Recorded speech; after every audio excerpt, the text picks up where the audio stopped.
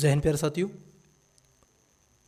आशा करता हूँ कि आप सभी अच्छे होंगे और मन लगा के तो पढ़ाई कर ही रहे होंगे। स्टूडेंट्स, एजुकेशन बायर आप सभी के लिए विजन आईएएस और दृष्टि आईएएस की यूपीएससी प्रीलिम्स 2025 को टारगेट करते हुए हम आपसे निःशुल्क और फ्री में यह टेस्ट सीरीज प्रोवाइड करवा रहे हैं और डिस्कस कर रहे हैं। स्टूडेंट्स, ये विजन आईएएस का टेस्ट क्रमांक 11 है जो आपका पॉलिटी बेस है और 30% इसमें करंट अफेयर के क्वेश्चन आपसे पूछे जा रहे हैं।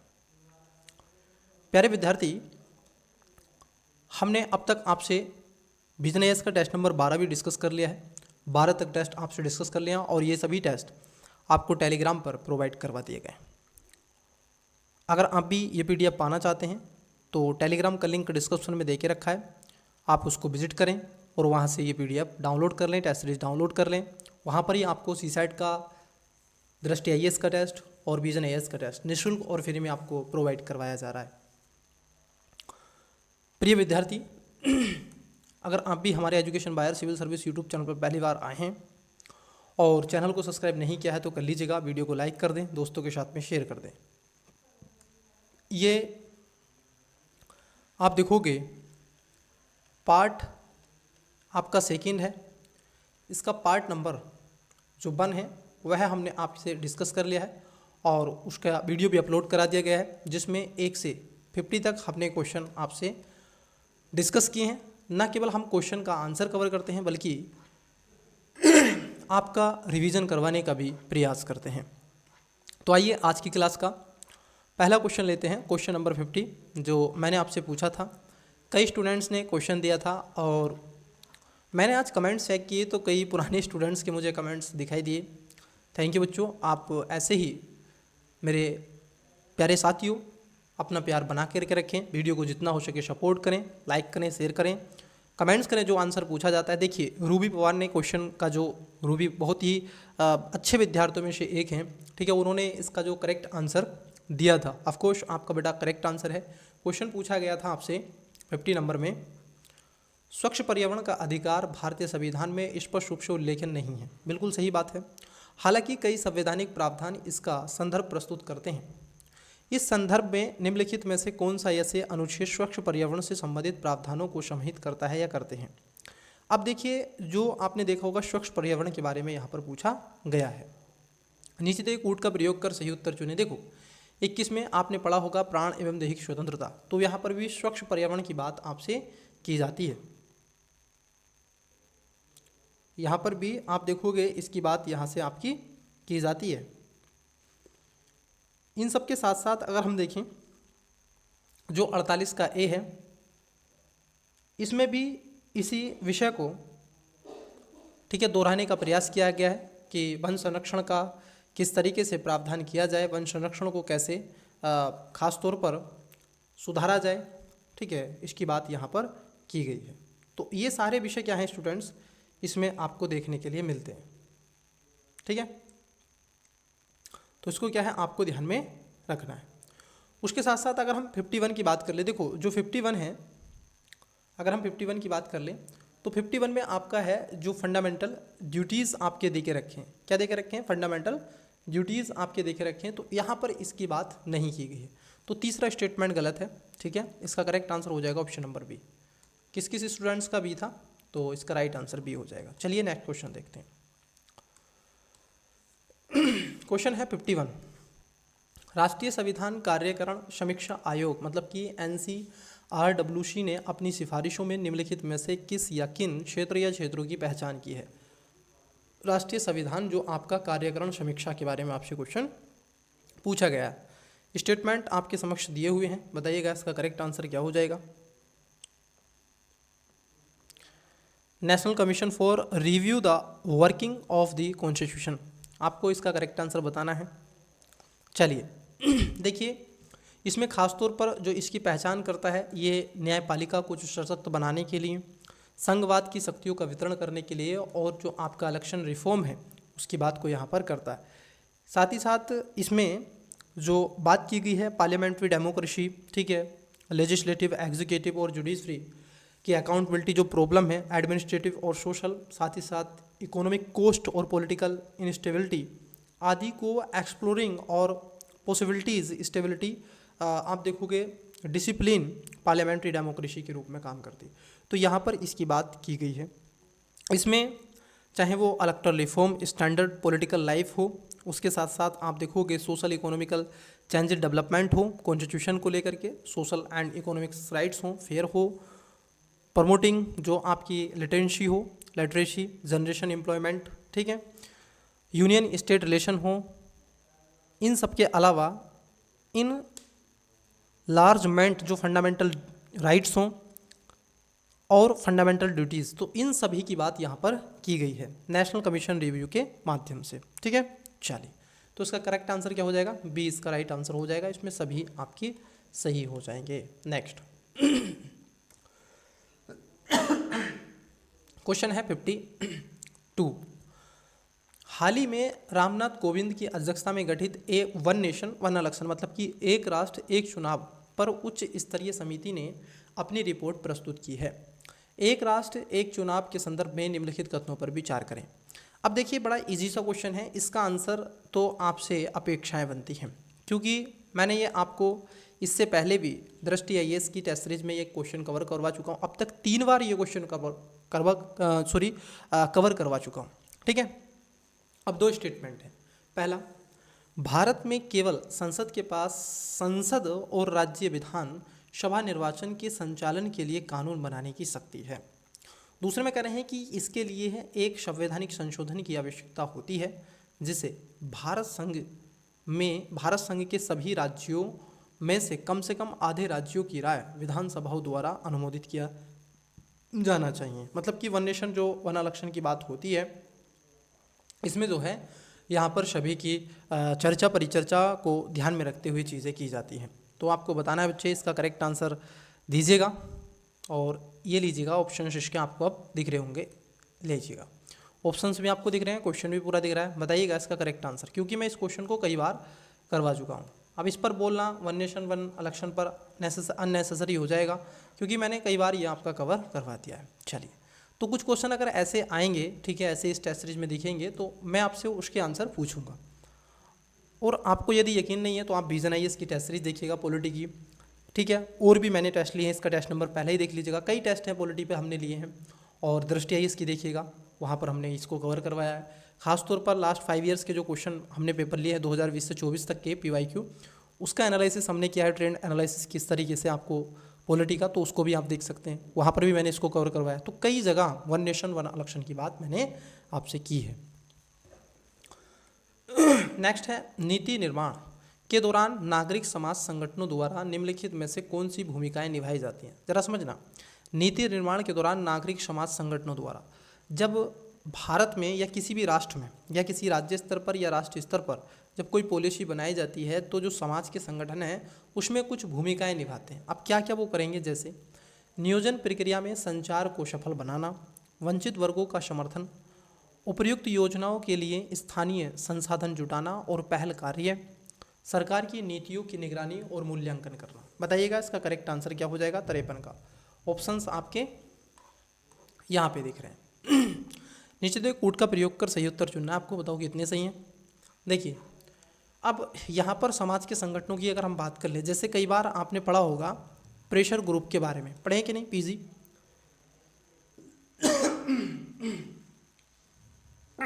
किसके बारे में? प्रेशर ग्रुप के बारे में आपने कई बार पढ़ा होगा। और जब आप प्रेशर ग्रुप के बारे में पढ़ते हैं तो बच्चे, तो ये कई प्रकार से भारत सरकार की नीतियां और पॉलिसी को क्या करता है? प्रभावित करता है। ठीक है, ये क्या करता है? प्रभावित करता है। तो नियोजन की प्रक्रिया को सफल बनाने में बिल्कुल महत्वपूर्ण भूमिका निभाते हैं। वंचित वर्ग जो होते हैं, ठीक है, SC ST, women, marginalize, old व्यक्ति, बच्चे, वनरेबिलिटी, ट्राइब्स, तो ये सब उपयुक्त योजनाओं के लिए ये बिल्कुल जो स्थानीय संसाधन होते हैं उनको जुटाने का काम करते हैं और पहल के कार्य में बढ़ावा देते हैं। सरकार की जो नीतियां हैं उनकी निगरानी में महत्वपूर्ण भूमिका रखते हैं। आजकल तो इस पर बहुत ज़्यादा सरकार काम कर रही है, जिसको हम सोशल ऑडिट कहते हैं। क्या कहते हैं?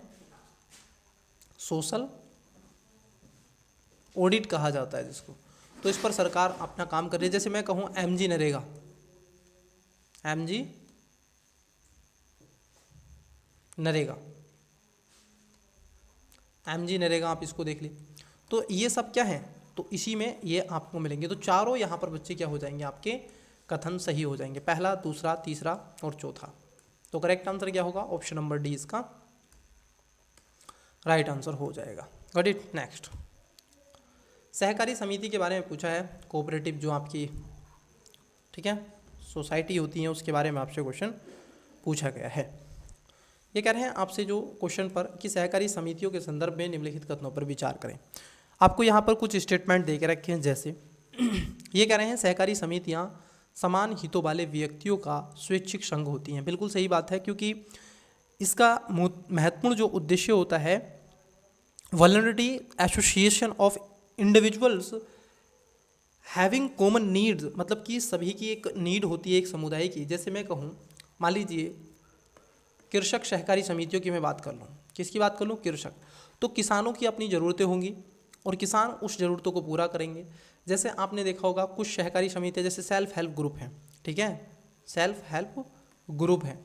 अब ये जो सेल्फ हेल्प ग्रुप है, अगर बच्चे आप इसकी बात कर लें तो ये भी आपको देखने के लिए मिलेगा, ठीक है। तो इसको भी आप क्या है, ये भी एक समितियाँ। तो यहाँ पर इनके अपने वर्गों की आवश्यकताएं होती हैं। वहीं अगर दूसरे स्टेटमेंट की बात कर लें, ये कहना है सहकारी समितियों का विषय भारतीय संविधान की समवर्ती सूची के अंतर्गत आता है। देखिए स्टूडेंट्स, अगर हम देखें सेकंड जो स्टेटमेंट है ये गलत हो जाएगा। आपने संविधान की, अब इसमें पूछा कितने सही है ना, है ना, इसमें पूछा कितने सही हैं। तो आइए देखते हैं सेकंड जो स्टेटमेंट की हम बात कर रहे हैं। जब आप विषय की बात करते हैं, ठीक है, और आप पढ़ते हैं 7वीं शेड्यूल, जो 7वीं अनुसूची, तो वहाँ पर विषयों को 3 भागों में बांटा गया है। एक होते हैं संघ सूची, एक होती है राज्य सूची, एक होती है समवर्ती सूची। तो जो संघ सूची में तो संघीय कानून बनाएगा, राज्य सूची में राज्य बनाएगा, समवर्ती में दोनों कानून बनाते हैं, ठीक है, ध्यान रखना, समवर्ती में दोनों कानून बनाते हैं। और यदि मान लीजिए कानून स्थिति में दोनों के अंदर विवाद हो जाए, मतलब कि सेंट्रल गवर्नमेंट के बीच में और उसके साथ साथ आप देखोगे स्टेट गवर्नमेंट के बीच में, तो ऐसी सिचुएशन में आप देखोगे सेंट्रल गवर्नमेंट क्या होगी, अधिक शक्तिशाली होगी और उसके जो बनाए गए कानून हैं वो लागू कर दिए जाएंगे। तो भारतीय संविधान की जो आपकी समवर्ती सूची है उसमें कहीं पर भी जो आपके कोऑपरेटिव विषय हैं इनको नहीं उल्लेखित किया गया है। तो ये यहाँ पर ये गलत हो जाएगा। एक सहकारी समिति के सदस्यों को उनके पूंजीगत योगदान की परवाह किए बिना समान मतदान अधिकार होते हैं। बिल्कुल सही बात है, क्योंकि यहाँ पर समानता की बात की गई होती है, सभी को एक साथ लाने का बात किया गया होता है, क्योंकि सभी के हित एक समान होते हैं एक ग्रुप के। तो यहाँ पर कितने सही हैं, तो आप कहोगे 2 सही हैं, दूसरा इसमें गलत है, पहला और तीसरा इसमें सही हो जाएगा। अच्छा, आपको कमेंट में बताना है कि किस आर्टिकल में, क्या बताना है आपको, किस आर्टिकल में, किन आर्टिकल में आपको कोऑपरेटिव सोसाइटी, ठीक है, किसके बारे में, कोऑपरेटिव जो सोसाइटी होती हैं की चर्चा की गई है। ये आर्टिकल आपको बताना है। 2 आर्टिकल हैं, ठीक है, आपको बताना है। एक आपको फंडामेंटल राइट में मिलेगा और एक आपको डीपीएसपी में मिलेगा। बस आपको आर्टिकल का नाम बता देना है। चलिए कमेंट्स करके बताइएगा। नेक्स्ट क्वेश्चन देखिए, यहाँ पर फॉरेस्ट जो आपके राइट एक्ट है 2006 का, अब ये इसको लेकर के आपसे क्वेश्चन पूछा गया है और पूछा कितने कथन सत्य हैं, ठीक है, पेड़ वाला कितने कथन सत्य हैं। पहला, अधिनियम में सामुदायिक वन संसाधन प्रबंधन समितियों के गठन का प्रावधान किया गया है। यह अधिनियम वन में रहने वाले परिवारों के लिए 10 हेक्टेयर तक भूमि के स्वामित्व की अनुमति देता है। ग्राम सभा सामुदायिक वन संसाधनों और व्यक्तिगत दावों से संबंधित निर्णय लेने में शामिल है। अब आपको बताना है कितने सही हैं, ठीक है। चलिए एक एक करके बात करते हैं। देखो बच्चे, यहाँ पर अगर हम पहले स्टेटमेंट की बात कर लें तो ये कह रहे हैं कि यह अधिनियम खासतौर पर सामुदायिक वन संसाधन प्रबंधन और समितियों का गठन का प्रावधान करता है। तो ये गलत हो जाएगा, क्योंकि ग्राम सभा को खासतौर पर विलेज असेंबली को ये राइट्स दे के रखा है यदि कोई भी ऐसे रिसोर्स मैनेजमेंट कमेटी बनाएगी तो वो वहाँ पर उसको होगा। वो खासतौर पर कौन करती है? ग्राम सभा होती है। ठीक है, कौन होती है? ग्राम सभा होती है। तो पहला गलत है। अगर हम दूसरे की बात कर लें तो दूसरे स्टेटमेंट कह रहे हैं कितने हेक्टर? आपके 10 हेक्टर की बात यहाँ पर की जा रही है। ठीक है, दूसरे हेक्टर की बात आपकी की जा रही है। अगर बच्चे आप इस चीज़ को देखें तो यहाँ पर ये भी क्या हो जाएगा? आपका गलत हो जाएगा। क्यों गलत हो जाएगा? क्योंकि इसमें एक तरीके से जो टाइटल है द राइट्स, जैसे ग्रांट जो ओनरशिप होता है, इसमें लैंड मैक्सिमम जो है कितनी है? 4 हेक्टर रखी गई है। यहाँ पर कह रहे हैं 10 हेक्टर। तो मैं आपको एक और बात बता दूं, कुछ ऐसी शब्दावली हैं यूपीएससी में और चाहे वो टेस्ट सीरीज में। तो जैसे ये 10 हेक्टर है, एक डाटा है, तो डाटा को थोड़ा सा केयरफुली पढ़ें। तो कितना है ये? 4 हेक्टर बच्चे, ना कि आपका मैक्सिमम है। ध्यान रखना, ये अप टू मैक्सिमम जो है 4 हेक्टर रखा गया है। ठीक है, और इसको एक तरीके से कल्चरवेटिव्स फैमिली इसमें यूज कर सकती है। ठीक है, इसमें ओनरशिप पे। तो यहाँ पर फर्स्ट भी गलत हो गया, सेकंड भी। तीसरा सही है कि ग्राम सभा सामुदायिक वन संसाधनों और व्यक्तिगत दावों से संबंधित निर्णय लेने में सक्षम होती है। बात एकदम सही है। तो पूछा गया है कितने सही हैं, तो कितने सही हैं? यहाँ पर आपका ए राइट आंसर हो जाएगा। नेक्स्ट क्वेश्चन आपसे पूछा गया दलित पैंथर्स। दलित पैंथर्स आंदोलन के संदर्भ में कौन सा सही नहीं है? ठीक है, कौन सा सही नहीं है बताइएगा। दलित पैंथर्स के बारे में पूछा गया। ये कहते हैं, देखिए यह सामाजिक आंदोलन से प्रेरित था और जिसका उद्देश्य अफ्रीका में अमेरिकन, ये नक्सल भेदभाव के लिए नहीं है। क्योंकि याद करो, जो दलित वर्ड है, अगर आप इसको देखें, दलित जो शब्द है ये निकला है दरिद्र से। किसने लिखता है? दरिद्र से ये निकला है, दरिद्र। ये दरिद्र से बच्चे निकल के आया। ठीक है, जो है ये दलित, कुचले हुए, कमजोर वर्ग, ठीक है, उससे निकल करके आया। और ये खासतौर पर भारत में आपको मिलेगा। कहाँ पे मिलेगा? भारत में मिलेगा। जहाँ की ये आपका अमेरिका वगैरह में मिलेगा, वहाँ पर तो नस्लीय भेदभाव है, कलर पीपल्स। इसका उद्देश्य जाति व्यवस्था को नष्ट किए बिना दलितों की स्थिति को ऊपर उठाना है। यह आंदोलन अत्यंत पीड़ित वर्गों जैसे कि भूमिहीन, अब देखो इसमें गरीब किसान, ये तो किसी भी कास्ट से हो सकते हैं, किसी भी, क्योंकि ये जाति व्यवस्था को इंडिकेट करता है दलित। ठीक है, इस आंदोलन के हिस्से में मराठी साहित्य दलित जो अत्याचारों पर कई विवरण प्रकाशित हुए। अब कई बच्चे इसमें जो बी है और सी डी में कन्फ्यूज हो जाएंगे। ठीक है, तो इसका करेक्ट आंसर है बच्चे बी। इसका उद्देश्य है जो जाति व्यवस्था में इसको नष्ट नहीं करना है, ब्राह्मण क्षत्रिय वैश्य शूद्र जो बनी हुई है, इसका उद्देश्य ये है। और यहाँ पर दलितों की जो स्थिति है उसको ऊंचा उठाने की बात करता है। दलित पैंथर का उद्देश्य यही है। आपको बता दें, ये खासतौर पर दलित पैंथर जो ऑर्गेनाइजेशन बना था, ये अमेंड किया गया था महाराष्ट्र में 1972 में, तो इसको ध्यान में रखना है। ठीक है, चलिए। Civil right movement the United State, ये तो चले थे उधर। तो यहाँ पर क्या हो जाएगा आपका बी, इसका करेक्ट आंसर हो जाएगा। Got it. नेक्स्ट चलिए।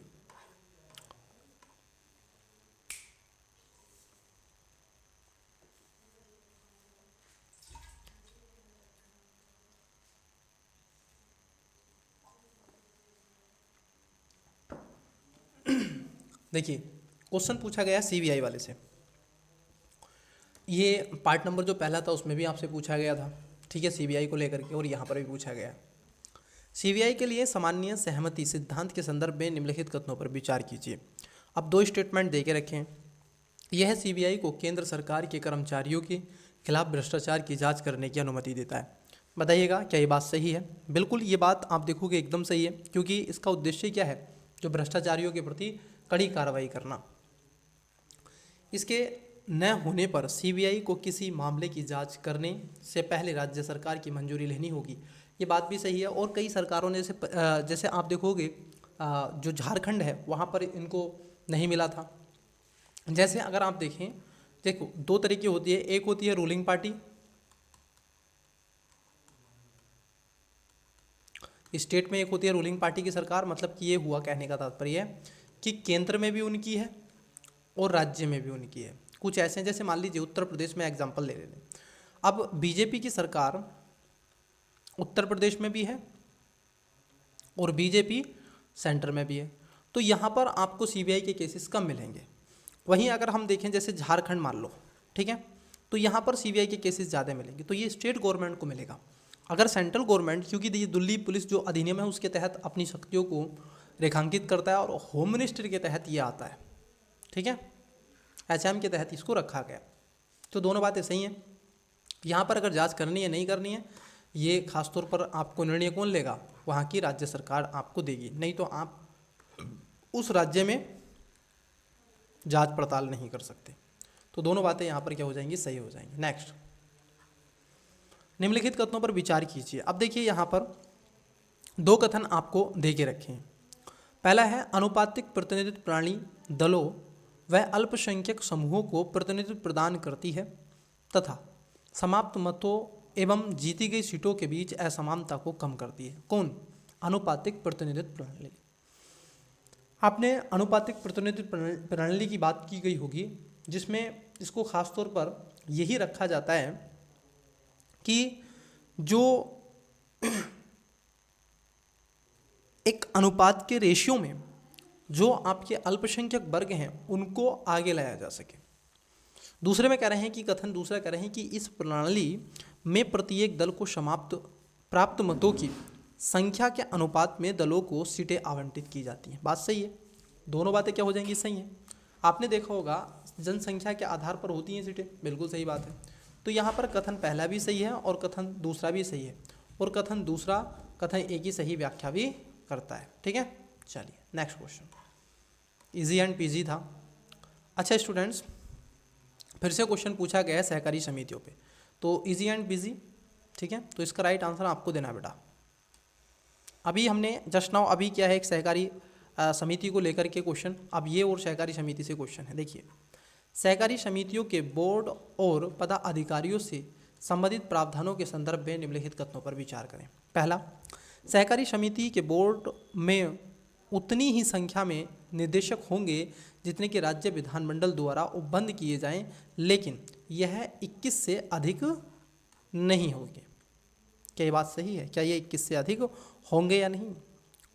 आपने पढ़ा होगा, क्योंकि कोऑपरेटिव सोसाइटी आप पढ़ते हैं आर्टिकल 243 का ZJ, तो वहाँ पर आपको ये मिलेगा, है ना। दूसरे में कह रहे हैं कि राज्य विधानमंडल प्रत्येक सहकारी समिति बोर्ड SC/ST सदस्यों के लिए 1 सीट और महिलाओं के लिए 2 सीटें आरक्षित करेगी। बताओ इसमें कौन सा सही है? तो देखिए बच्चे, यहाँ पर जो सहकारी समितियाँ हैं ये दोनों बातें आपकी सही हो जाएंगी, पहला भी और सेकंड भी। संविधान का एक आर्टिकल आपने पढ़ा होगा, आर्टिकल है 243 ZJ की जब हम बात करते हैं तो वहाँ पर इसके बारे में बताया गया है कि number and term of member of the board and it's officer various of cooperative society, article किसमें है 243 ZJ। तो यहाँ पर ये चीज़ें आपको दी गई हैं, तो उसको थोड़ा सा ध्यान में रखना है। और इसमें 5 ईयर्स के डेट ऑफ इलेक्शन की बात की गई है। इलेक्शन ऑफ बोर्ड शिल B conduct before this expiry of the term board this A current, जो आपका आर्टिकल ZK मतलब कि 243 का जो ZK है उसमें such body many provide to an state legislature. तो यहाँ पर जो राज्य विधायी मंडल है, जो राज्य विधायिका है, उसको ये अधिकार दे के रखा है आर्टिकल 240 जो आपका 3 है ZK के अनुसार। तो यहाँ पर दोनों बातें बच्चे क्या हो जाएंगी, सही हो जाएंगी, ठीक है। तो यहाँ पर ये रिजर्व रखी गई हैं, ठीक है। महिलाओं के लिए 2 हैं और SC/ST के लिए 1 है, ठीक है। नेक्स्ट क्वेश्चन देखिएगा। नेक्स्ट,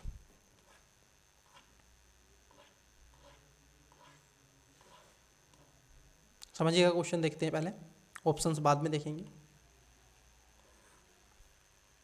60 उपभोक्ता संरक्षण अधिनियम 2019। अब देखो, इससे पहले मैंने एक पार्ट जो इसका लिया था उसमें भी ये क्वेश्चन आपसे करवाया गया उपभोक्ता संरक्षण अधिनियम को ध्यान में रखते हुए कि यदि आप कोई प्रोडक्ट मंगवाते हैं, ठीक है, कोई सील प्रोडक्ट आपने मंगवाया तो उस पर लिखी गया होता है, ठीक है, चेतावनी, उस पर आप देखोगे यूज़ कैसे करना है, ठीक है, एक तरीके से डिस्क्लेमर उस पर लिखा गया होता है, या फिर उसमें क्या क्या है वो सारी इन्फॉर्म उसके ऊपर होती है। तो उसी के बारे में पूछ रहा है कि उपभोक्ता संरक्षण अधिनियम 2019 के बारे में। पहला, अधिनियम उपभोक्ताओं को इलेक्ट्रॉनिक रूप से शिकायत दर्ज कराने की अनुमति देता है। मतलब कि यदि मान लीजिए आपको लगता है कि सर इसमें XYZ चीज़ है और मुझे इसकी कंप्लेंट करनी है। कई बार क्या होता है ना, हमें प्रोडक्ट के बारे में जानकारी मिलती है, प्रोडक्ट ख़राब हो जाता है या फिर रिजेक्टेड पीस हमें मिल गया और हम उसकी जानकारी मतलब कि उसको कंप्लेंट कराना चाहते हैं बट नहीं कर पाते। तो 2019 का उपभोक्ता संरक्षण आपका अधिनियम था, कंज्यूमर प्रोटेक्शन एक्ट 2019 का, ये significant piece of legislation in India amend कर दिया गया इसको, क्योंकि सफरेगेटिंग इसमें कंज्यूमर राइट्स और एड्रेसिंग किया गया, ठीक है, इस सभी को। तो इसमें जो डेफिनेशन रखी गई कंज्यूमर की, क्योंकि वो एक तरीके से पहला जो स्टेटमेंट है वो सही है कि वो अपील कर सकता है, वो अपनी शिकायत दर्ज करा सकता है। दूसरा है कि अधिनियम उपभोक्ताओं के अधिकारों के उल्लंघन से संबंधित मामलों को विनियमित करने के लिए केंद्रीय उपभोक्ता संरक्षण प्राधिकरण की स्थापना का प्रावधान भी किया गया है। तो यहाँ पर दूसरा जो स्टेटमेंट है ये भी आपका सही होगा, ठीक है, दूसरा भी आपका सही होगा, क्योंकि यहाँ पर जो सेंट्रल आपका कंजम्पशन जो कंज्यूमर प्रोटेक्शन अथॉरिटी बनाया जाएगा, सीसीपी इसको कहते हैं, क्या कहते हैं, सीसीपीए इसको हम कहते हैं, ये बनाया जाएगा और एक्ट इस्टेब्लिश करता है इसको, ठीक है, प्रमोट करता है, प्रोटेक्ट करता है, इन्फोर्स और राइट देता है कंज्यूमर के, ठीक है, इस अथॉरिटी को। इसमें कंडक्ट होता है इन्वेस्टिगेशन इनटू वायलेशन, अगर कंज्यूमर का राइट है ये, इशू ऑर्डर ऑफ जो आपकी प्रिवेंट है अनफेयर हो गया या ट्रेड में कुछ ऐसे प्रैक्टिस हो जाती है, ठीक है, और फायर क्लास जो एक्शन होता है उसमें सूट्स विहाल्प ऑफ कंज्यूमर पर ये डिसाइड करता है। तो इसको भी जैसे ई कॉमर्स रेगुलेशन पर भी यहाँ पर है, प्रोडक्ट की जो लाइबिलिटी होगी वो क्या होगी, सर्विस प्रोवाइडर की क्या होगा, ठीक है, जैसे उसमें उसके साथ साथ आप देखोगे प्रोडक्ट जो सर्विस होती है, ठीक है, अनफेयर जो ट्रेड प्रोडक्ट है, कंज्यूमर मेडी जो आपकी देखोगे मेडिएशन क्या होगी इसमें, ठीक है, ये सभी चीज़ें यहाँ पर रखी गई हैं। तो दूसरा भी सही है। तीसरे में कह रहे हैं कि अधिनियम त्रुटियाँ पूर्ण विवादों के कारण होने वाले किसी भी नुकसान के लिए उत्पाद दायित्व का प्रावधान नहीं करता। करता है, नहीं नहीं, ये करता है, अगर नुकसान होगा तो बिल्कुल करता है, उसको प्रोटेक्शन की बात करी गई है, बिल्कुल करता है। तो यहाँ पर आप देखोगे कौन सा सही पूछा गया, तीसरा इसमें गलत है, ठीक है, right answer option number A हो जाएगा। नेक्स्ट क्वेश्चन, राष्ट्रीय अन्वेषण अभिकरण मतलब कि NIA के संदर्भ में निम्नलिखित कथनों पर विचार कीजिए, ठीक है। देखो यहाँ पर 3 स्टेटमेंट दे के रखे हैं। पहला, यह एक सांविधिक निकाय है जो गृह मंत्रालय के अधीन है। दूसरे में कह रहे हैं राज्य सरकारों के पास में मामलों के अन्वेषण के लिए NIA के आंतरिक करने का अधिकार होता है। NIA भारत के बाहर किए गए अनुचित अपराधों का अन्वेषण कर सकता है। पूछा कौन सा सही है, बताइएगा इसका करेक्ट आंसर क्या हो जाएगा, 61 का ये स्टेटमेंट आपको दिख रहा है। चलिए देखिए, अगर हम देखें NIA की बात कर लें, नेशनल इन्वेस्टिगेशन जो एजेंसी है, इसको कहते हैं राष्ट्रीय अन्वेषण अभिकरण, ठीक है। इसमें एक तरीके से मैंडेट किया गया है, कई बातों को यहाँ पर रखा गया है, ठीक है, और इसको इस्टेब्लिश किया गया था। नेशनल जो आपकी इन्वेस्टिगेशन एजेंसी 2001 एक्ट लाया गया था 2008 का, उसके तहत इसको इस्टेब्लिश किया गया था। यह क्या है, सांविधिक निकाय है। कई बार बच्चे कंफ्यूज हो जाते हैं, संवैधानिक है, सांविधिक है या फिर संवैधानिक है। देखो जो संवैधानिक होता है या संवैधानिक होता है या संविधानिक होता है, हालांकि इसको लिखते हैं संवैधानिक। अगर मान लीजिए संवैधानिक होगा, जो संविधान में उसका स्पष्ट वर्णन होगा, ठीक है, संविधान सभा के द्वारा बनाया होगा या फिर अमेंडमेंट करके उसको लाया गया होगा, कॉन्स्टिट्यूशनल अमेंडमेंट। बट सांविधिक जो होता है बच्चे, सांविधिक का मतलब होता है कि एक एक्ट लेकर के आए और उसके एक्ट के तहत इसको बना दिया गया, ठीक है, तो ये इस पर काम करता है। तो ये गृह मंत्रालय के तहत आता है। राज्य सरकारों के पास मामले के, देखो ये राज्य सरकारों के पास नहीं होता है, यहाँ पर जो सरकार दे के रखी है जो पावर, इसमें खासतौर पर आप देखोगे जो सेंट्रल गवर्नमेंट है उसको ये पावर मिली हुई है, ठीक है। इसमें सेंट्रल गवर्नमेंट्स को जो इनिशिएटिव दिया गया है वो सेंट्रल गवर्नमेंट्स को देकर रखा है कि इन्वेस्टिगेशन शेड्यूल ऑफेंस और कमिटेड इंडिया में अगर होगा तो यहाँ पर किसको दिया गया है, ये राज्य सरकार को नहीं है बल्कि सेंट्रल गवर्नमेंट है, ठीक है। तो सेकंड गलत है। NIA के अपराधों के बाहर किए गए अनुचित अपराधों का बिल्कुल ये अन्वेषण कर सकता है, इसको ये पावर दी गई है। अब पूछा क्या है आपसे, सही पूछा है। सेकंड जो स्टेटमेंट है वो गलत था, तो आंसर बी और डी नहीं होगा, करेक्ट आंसर 1 और 3 हो जाएगा, मतलब कि ए इसका राइट आंसर हो जाएगा। नेक्स्ट क्वेश्चन देखिएगा, आपकी स्क्रीन पर है। निम्नलिखित में से कौन सा ये लोकपाल के क्षेत्राधिकार के अंतर्गत शामिल है। ये भी क्वेश्चन मैंने आपको करवा दिया था, लोकपाल, लोकायुक्त, बताइएगा। लोकपाल लोकायुक्त के बारे में आपने देखा होगा, लोकपाल एंड लोकायुक्त जो एक्ट लाया गया था 2000, कब का लाया गया था? 2013। क्वेश्चन याद है? मुझे तो याद है question number I think test number 12 में जो विजन आईएएस के पूछा गया था कि प्रधानमंत्री मंत्रिपरिषद को इसमें थोड़ी सी आप देखोगे छूट दे के रखी है, तो इसी पे पूछा गया है कि अंतर्गत शामिल है प्रधानमंत्री, राष्ट्रपति, संसद सदस्य। पूछा है कौन सा सही है, बताओ बेटा राइट आंसर। क्या लोकपाल के क्षेत्र का अधिकार के अंतर्गत अगर हम देखें राष्ट्रपति को शामिल किया गया है क्या, बताइएगा? नहीं ना, राष्ट्रपति को शामिल नहीं किया गया। हाँ, प्रधानमंत्री हैं, संसद के सदस्य हैं, और जितने भी ये आप देखोगे गवर्नमेंट सर्विस पर होते हैं जो ए बी में हैं उनकी भी ये जांच करता, खासतौर पर पॉलिटिशियन को यहाँ पर रखने का प्रावधान इसको रखा गया है, तो इसको ध्यान में रखना है। तो इसका जो करेक्ट आंसर हो जाएगा ऑप्शन नंबर ए इसका राइट आंसर हो जाएगा। दूसरा गलत है, राष्ट्रपति को इसके अंतर्गत नहीं रखा गया है। ये मैं कहूँगा इजी एंड पीजी वाला क्वेश्चन हो गया आपके लिए, ठीक है। तो एक बार इसको आवश्यक रूप से पढ़िएगा, लोकपाल लोकायुक्त अधिनियम। मैं इसकी पीडीएफ आपको प्रोवाइड करवा दूंगा टेलीग्राम पे, ठीक है। लिंक जिसका डिस्क्रिप्शन में देके रखा है, आप वहाँ से विजिट करके डाउनलोड कर लेंगे। चलिए, क्वेश्चन आपकी स्क्रीन पर है। वित्त आयोग के बारे में क्वेश्चन पूछा है, फाइनेंस कमीशन। लास्ट क्लासेस में भी इस पर मेरी चर्चा हुई थी। चलिए, अब देखो कई बार बच्चे, मैं आपको एक बात बता दूं, अब इस ऐसे टेस्ट को मुझे देख के लग रहा है ना कि मैंने इतनी बार ये टेस्ट सोल्व करवा दिए हैं। अब जैसे अब मैं देखो, मैं तो नहीं बनाता हूँ टेस्ट, क्योंकि विजन आईएएस वो एक संस्था है, वो बनाती है, दृष्टि बनाती है।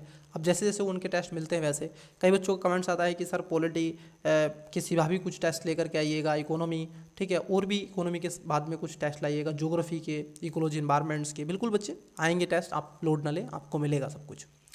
देखिए, वित्त आयोग के बारे में पूछा गया, फाइनेंस कमीशन।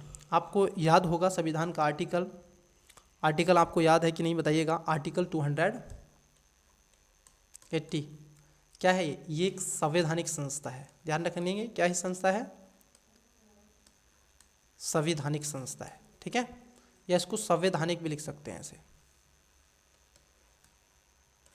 इसको चाहे संवैधानिक लिख दें, संवैधानिक या फिर संवैधानिक, तो जो भी आपको लिखना है सावधिक याद रखिएगा सावधिक एक्ट के माध्यम से। तो इसकी चर्चा संविधान के आर्टिकल किस में की गई है?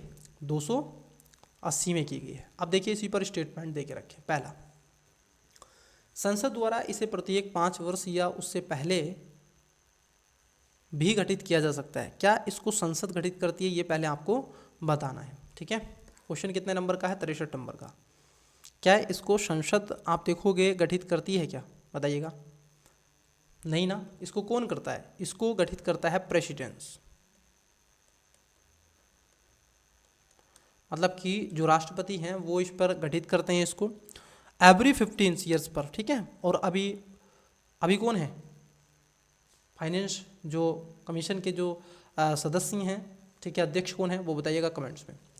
दूसरे में कह रहे हैं यह पंचायतों के संसाधनों की अनुपूर्ति के लिए राज्य संचित निधि के संवर्धन हेतु आवश्यक उपादान करता है। देखो बच्चे, यहाँ पर ये बात सही हो जाएगी क्योंकि स्टेट फाइनेंस कमीशन को ये रिकमेंड करता है कि ऐसा होना चाहिए, तो सेकंड वाला स्टेटमेंट सही है। नीति आयोग का अध्यक्ष वित्त आयोग का पदेन सदस्य होता है। देखो ये गलत है, क्योंकि नीति आयोग के अध्यक्ष की अगर हम बात कर ले कौन होता है, बताइएगा?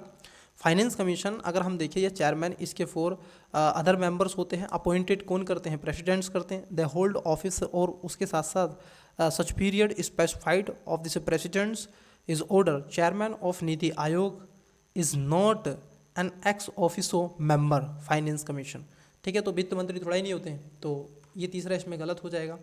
केवल, और कितने सही पूछे हैं इसमें, तो कितने सही हैं? केवल एक सही है, मतलब कि दूसरे नंबर का जो स्टेटमेंट है वो सही हो जाएगा।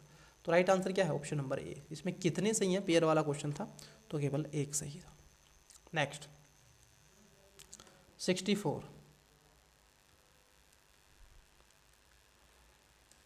भारत में एग्जिट पोल कब आता है बच्चे? जब आपका इलेक्शन होता है तब आपको एग्जिट पोल देखने के लिए मिलता है। सबसे विश्वसनीय एग्जिट पोल देखिएगा एनडीटीवी पर, आज तक पर आता है कि नहीं, एबीपी न्यूज़ पर, ये चलते रहते हैं, आपने देखे होंगे, है क्या नहीं, बताइएगा? टीआरपी इकट्ठा करती है, तो वही है सब एग्जिट पोल, तो उसी पे पूछा गया है। अब देखिए यहाँ पर क्या है, एग्जिट पोल पर क्वेश्चन है, और क्वेश्चन में 2 स्टेटमेंट है।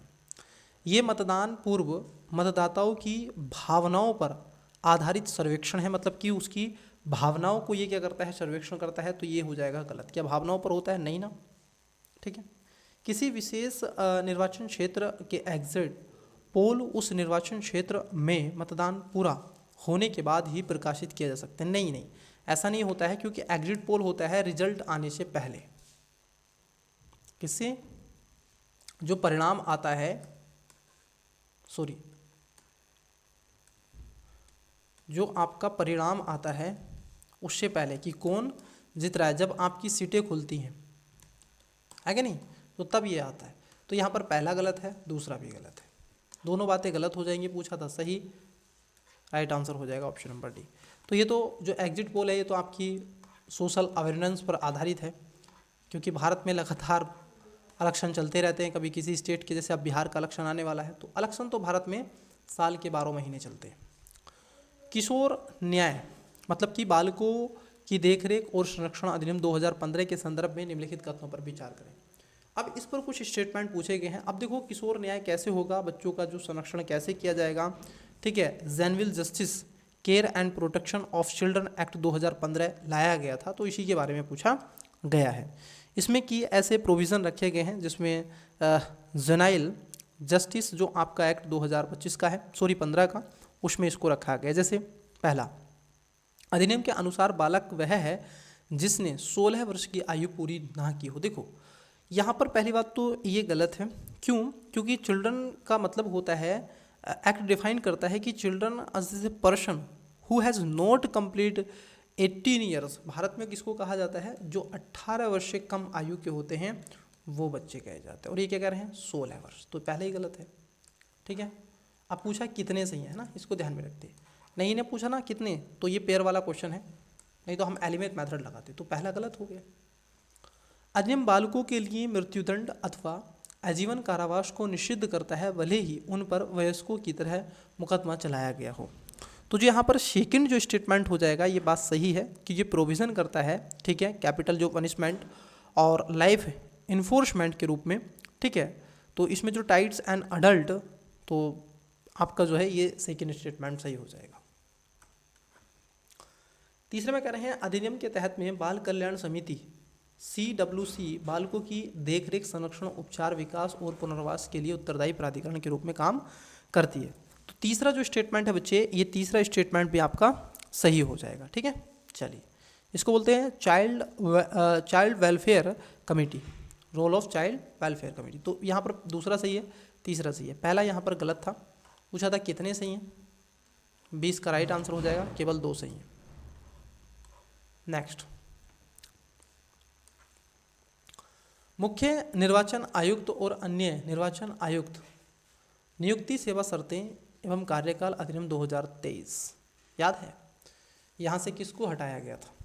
ठीक है, जो CGI थे इनको हटाया गया था इनकी नियुक्ति से रिलेटेड, क्योंकि 3 मेंबर इसमें हुआ करते थे, एक प्राइम मिनिस्टर, एक लीडर ऑफ ओपोजिशन और एक आपके CGI।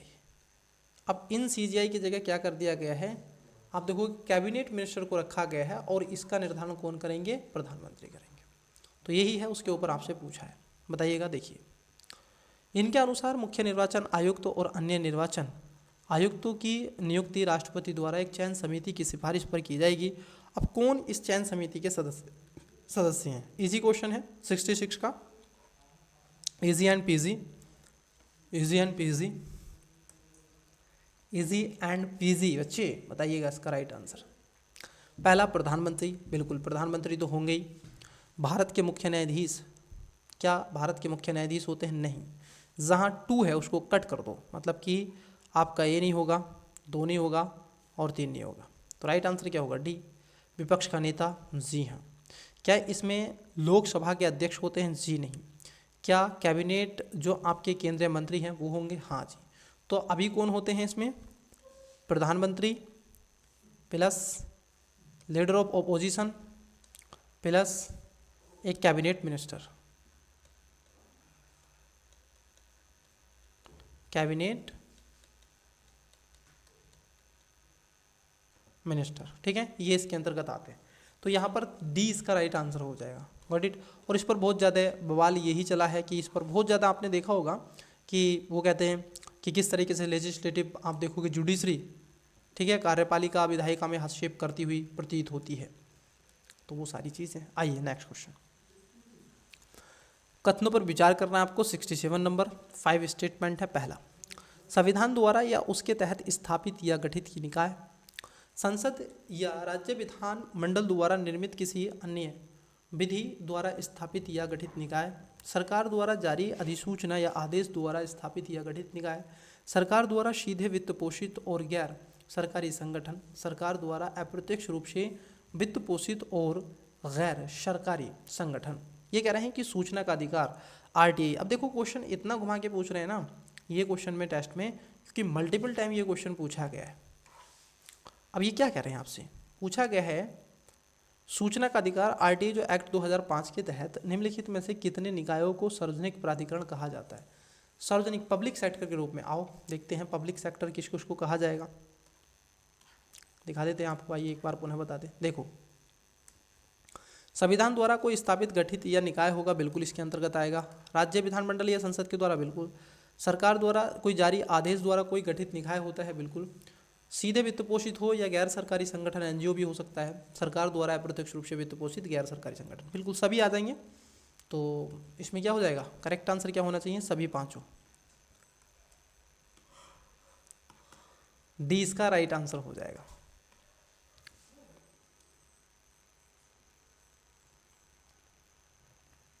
होम वोटिंग, देखो बच्चे ये अभी क्या है चर्चाओं में रहा है होम वोटिंग, ठीक है। इसको एक बार अच्छे से कवर कर लीजिएगा, होम वोटिंग, ठीक है। ये पहली बार खासतौर पर आप देखोगे लोकसभा के चुनाव में 2024 में इसको स्टार्ट किया गया है। हालांकि उससे पहले ये हुआ है कई बार, लेकिन अगर हम देखें जो केंद्रीय स्तर पर पहली बार 2024 में आपको होम वोटिंग देखने के लिए मिला है। 2024 में होम वोटिंग,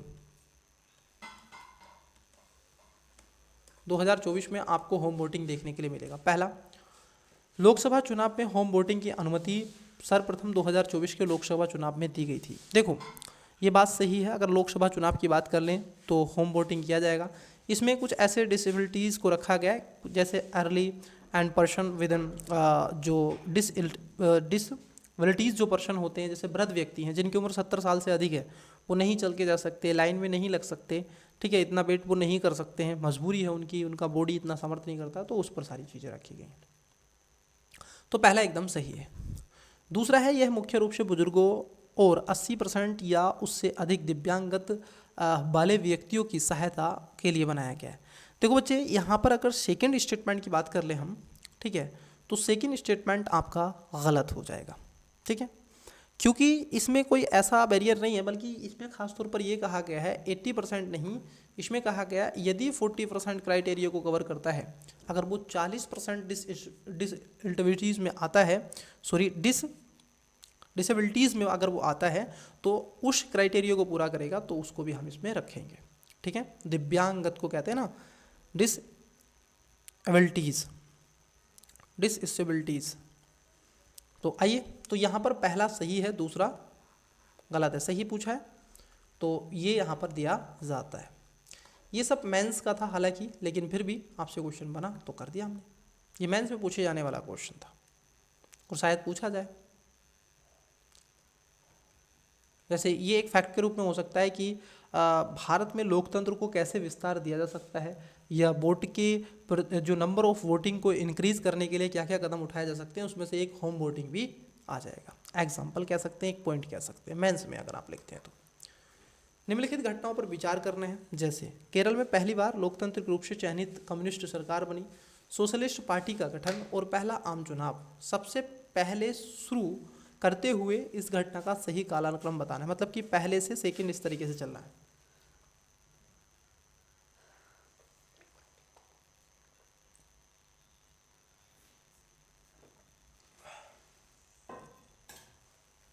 चलिए, आपने इसका राइट आंसर दिया होगा। देखिए, अगर हम देखें जो फॉर्मेशन सोशलिस्ट पार्टी थी, सोशलिस्ट जो पार्टी बनी थी बच्ची, ये बनी थी आपकी 1948 में।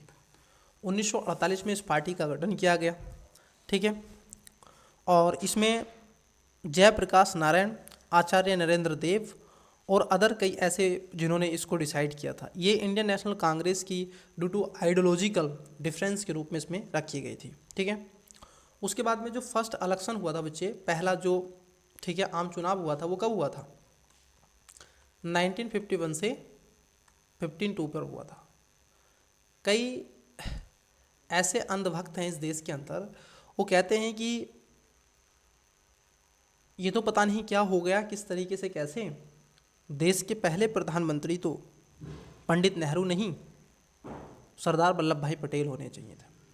उनको केवल एक बार इतिहास के पन्ने उन्हें पलटने की आवश्यकता है। अगर वो इतिहास के पन्नों को एक बार पलट लेंगे तो आई होप कि उनको चीज़ें और अच्छे से बेटर वे में समझ में आ जाएंगी, ठीक है, क्योंकि इतिहास दोहराता है बच्चे, तो इसीलिए वो चीज़ें रही हैं। केरल में जो चुनाव कराए गए थे, अगर हम केरल की बात कर लें तो ये 19, उस समय केरला जो बनाई गई थी सीपीआई 1957 में हुए थे, 1957 में।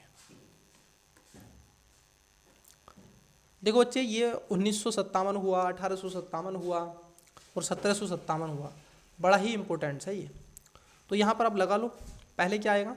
2 नंबर, दूसरे पर 3 और इस पे आ जाएगा तीसरे पर पहला। तो राइट आंसर क्या होगा? सी इसका करेक्ट आंसर हो जाएगा, 2 3 1। Got it? नेक्स्ट,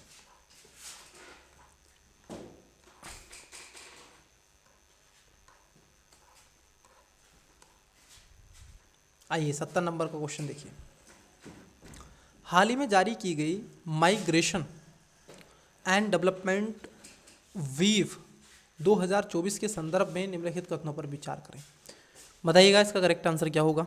देखिए, ये कह रहे हैं कि यह विश्व बैंक द्वारा जारी किया जाता है। भारत प्रेषण का शीर्ष प्राप्त करता है। प्रेषण जानते हो क्या होता है? ये प्रेषण, प्रेषण जो भारत से एनआरआई जो होते हैं, जो भारत के नागरिक हैं, ठीक है, इंडियंस हैं, एनआरआई जो हैं, और ये विदेशों में जाकर क्या करते हैं? अपने परिवार के लिए या अपने माता पिता के लिए, ठीक है, रेमिटेंस की राशि भेजते हैं, रेमिटेंस, तो उसको कहा जाता है प्रेषण, ठीक है, रेमिटेंस की राशि। प्रवासियों का सबसे बड़ा मूल देश भारत है। बिल्कुल, प्रवासियों का जो सबसे बड़ा मूल देश है, आप देखोगे भारत से आज जो पलायन है प्रवासी दुनिया भर में सबसे ज़्यादा है, और रेमिटेंस प्राप्त करने वाला कोई अगर कंट्री है दुनिया भर में तो भारत है पहले स्थान पर। तो ये माइग्रेशन एंड डेवलपमेंट जो ग्रीप की बात की गई है, तो इसमें करेक्ट आंसर हो जाएगा ऑप्शन नंबर डी, ठीक है। लगभग और लगभग अगर हम बात कर लें इंडिया की, तो 120 आप देखोगे बिलियन डॉलर का लगभग भारत के लिए मिला है। इसको ध्यान में रखना। जो रिसिप्ट प्राप्त हुआ है, ठीक है, रिस्पेंट जो आपको मिलता है, उसके साथ साथ मैक्सिको है, चाइना है, फिलीपींस है, पाकिस्तान भी है, तो इसको ध्यान में रखना है बच्चे। तो यहाँ पर करेक्ट आंसर क्या हो जाएगा? डी इसका राइट आंसर हो जाएगा। नेक्स्ट, जिस दिन आप कलेक्टर बन जाओगे, आपका नाम मेरिट लिस्ट में आ जाएगा, आपको पद प्रोवाइड करवा दिया जाएगा, उस समय एक अधिकारी आपके पीछे पड़ जाएगा जिसको बोलते हैं सीवीसी, केंद्रीय सतर्कता आयोग। इसका मूलभूत उद्देश्य होता है कि सभी की निगरानी रखना।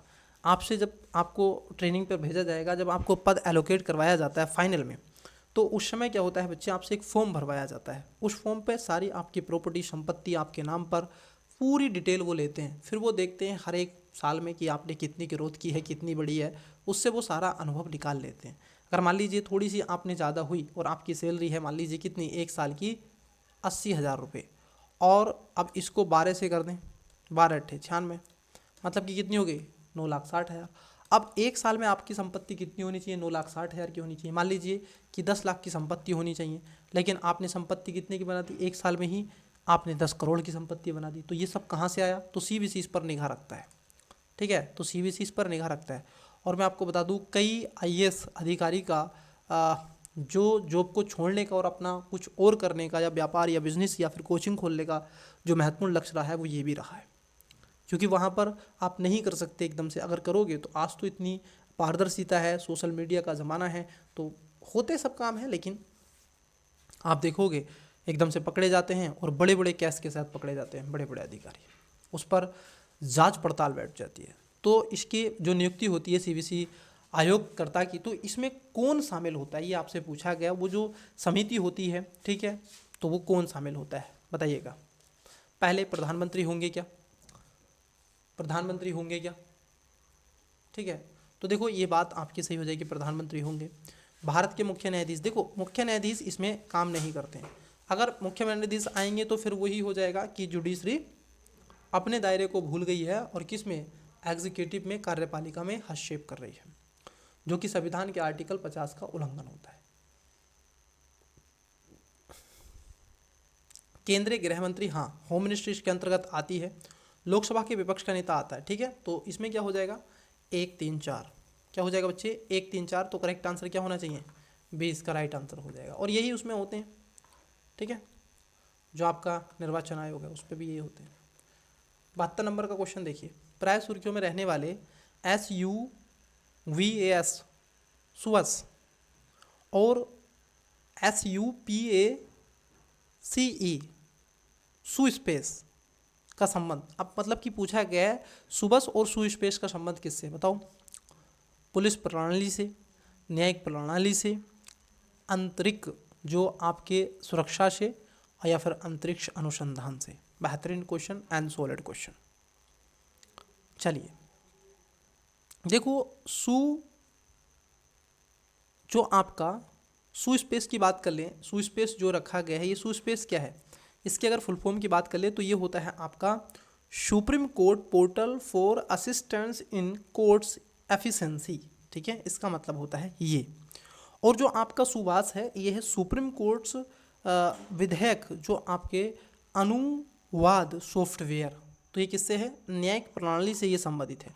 तो बी इसका राइट आंसर हो जाएगा, ठीक है। चलिए नेक्स्ट 73 नंबर देखिएगा, हाल ही में सुर्खियों में रहने वाले ज़ाइलिटोल और एरिथ्रिटोल।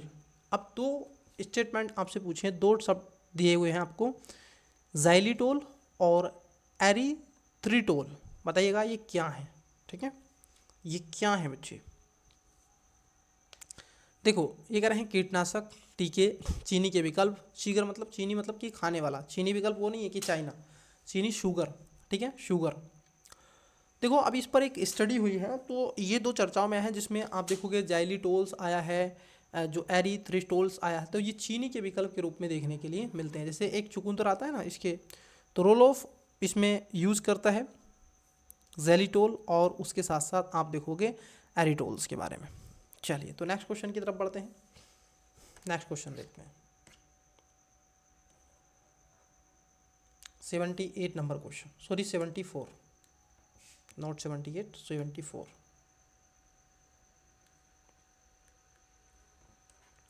हाल ही में सुर्खियों में रहने वाला प्रजाति संकट निवारण एवं पुनर्स्थापन, मतलब कि SDR मैट्रिक्स को किस संस्था के द्वारा विकसित किया गया है, बताइएगा। स्टार जो आपका है, किसने इसको विकसित किया है, ये किसने क्या है बच्चे, और ये इसका संबंध जो है प्रजाति संकट। देखो जैसे इससे कुछ कॉमन सेंस से सोचा करो। अच्छा प्रजाति संकट की बात हो रही है, इसमें कौन करता है प्रजाति संकट की बात, क्या WHO करता है, नहीं। क्या वर्ल्ड इकोनॉमी फोरम करता है, जो WWF है, विश्व प्राकृतिक कोष करता है, यूनाइटेड नेशन एनवायरनमेंट प्रोग्राम करता है, या अंतर्राष्ट्रीय संरक्षण। देखो जो आपका अंतर्राष्ट्रीय प्राकृतिक संरक्षण जो संघ है IUCN, ये इसका करेक्ट आंसर हो जाएगा, और ये इस पर काम करता है, ठीक है, ये इस पर काम करता है। International union for conservation of nature, IUCN इसको कहते हैं, इसी ने डेवलप किया है। स्पीसीज जो थ्रेड्स और embedment and restriction stars matrix that will give governments के रूप में बिजनेस या सिविल सोसाइटी, कई ऐसे राइट्स की ये बात करता है। तो यहाँ पर ए इसका राइट आंसर हो जाएगा। नेक्स्ट, निम्नलिखित में से किस बात में भारत के सर्वोच्च न्यायालय ने माना कि इंटरनेट के माध्यम से वाक एवं अभिव्यक्ति की स्वतंत्रता संविधान के अनुच्छेद 19(1)(a) का एक अभिन्न अंग है, बताइएगा। किसमें कहा गया था, पुट्टास्वामी बनाम भारत संघ, श्रेया सिंघल बनाम भारत संघ, अनुराधा भसीम बनाम भारत संघ अन्य बनाम, और इंदिरा साहनी बनाम भारत संघ। बहुत इजी सा है, बहुत ही इजी है। किसकी बात, वाक अभिव्यक्ति स्वतंत्रता, इंटरनेट की जो बात की गई है। और इसका राइट आंसर आपको देना है कमेंट्स में।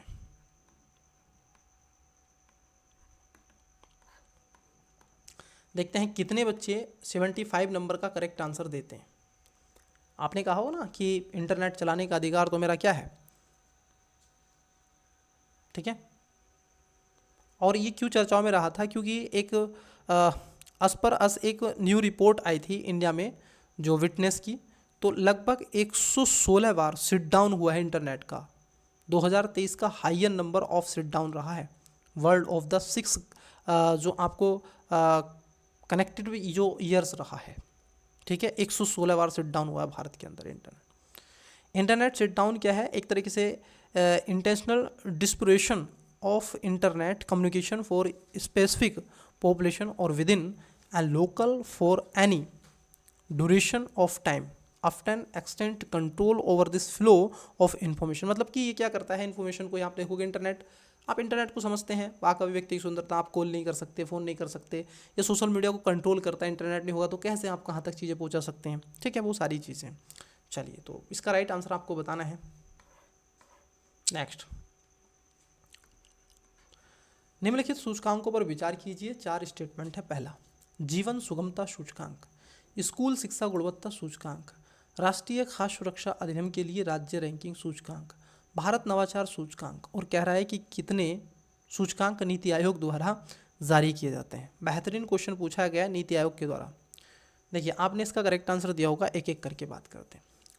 ये जो शिक्षा की गुणवत्ता सूचकांक की अगर हम बात कर लें, ठीक है, नीति आयोग की फुल फॉर्म आपको मालूम होगा, national institution for transforming India. अब देखो, जैसे स्कूल और एजुकेशन क्वालिटी इंडेक्स जो आता है, बिल्कुल ये इसको निकालता है, इसमें कोई दोरागेरा नहीं है। इंडिया जो इनोवेशन इंडेक्स है, ठीक है, जो भारत नवाचार सूचकांक है, ये भी इसमें आता है। लेकिन ये जो राष्ट्रीय खाद्य सुरक्षा अधिनियम राज्य रैंकिंग भी नहीं निकालता है और जीवन गुणवत्ता सूचकांक नहीं निकालता है। इन सब के अलावा कई ऐसे सूचकांक हैं, तो कितने नीति आयोग के द्वारा, इसमें 2 आ जाएगा, मतलब कि बी। कौन कौन से और हैं उनको भी ध्यान रखना, जैसे सस्टेनेबल डेवलपमेंट्स इंडेक्स निकालता है, ठीक है, कॉम्पिटिशन जो वाटर मैनेजमेंट के रूप में निकालता है, अटल इनोवेशन मिशन है, ठीक है, सेहत प्रोग्राम है, इंस्पिरेशन जो आपके डिस्ट्रिक्ट प्रोग्राम हैं, district hospital index, health index 2019 जिसमें हेल्थ स्टेट प्रोग्रेसिव इंडिया के रूप में है, ठीक है, हेल्थ इंडेक्स निकालता है, डिजिटल ट्रांसफॉर्मेशन इंडेक्स निकालता है, agriculture marketing and farmer friendly reform के बारे में बात करता है, वुमन एम्पावर जो आपके इंटरप्रेन्योरशिप प्लेटफॉर्म की बात करता है, और good governance index NITI Aayog. इन सब के अलावा अदर्स भी वो काम करता है, तो राइट आंसर हो जाएगा बी। नेक्स्ट, सेवोत्तम सार्वजनिक सेवा वितरण में उत्कृष्टता प्राप्त करने के लिए एक व्यापक रूपरेखा है। सेवोत्तम मॉडल के अंतर्गत निम्नलिखित में से कौन सा ये से घटक शामिल हैं? सर्वोत्तम, ठीक है, सेवोत्तम सार्वजनिक सेवा वितरण में उत्कृष्टता प्राप्त। अब देखो, पॉजिटिव आपसे पूछी जा रही हैं चीज़ें। Sevottam is a generic framework for beginning empowerment in public service delivery. कैसे होगी? इसमें सिटीजन चार्टर होता है, ग्रीवेंस जो आपके रेडियल्स मैकेनिज्म होता है, कैपेबिलिटी बिल्डिंग के रूप में ये काम करता है। तो चाहे वो आपका नागरिक चार्टर हो, शिकायत निवारण तंत्र हो, सेवा वितरण के लिए क्षमता इसमें विनिर्माण हो, तो ये सभी सही है इसमें, ठीक है, इसी से तो बनेगी आप सर्वोत्तम शिवोत्तम, तो तीनों सही है इसमें, सी। नेक्स्ट,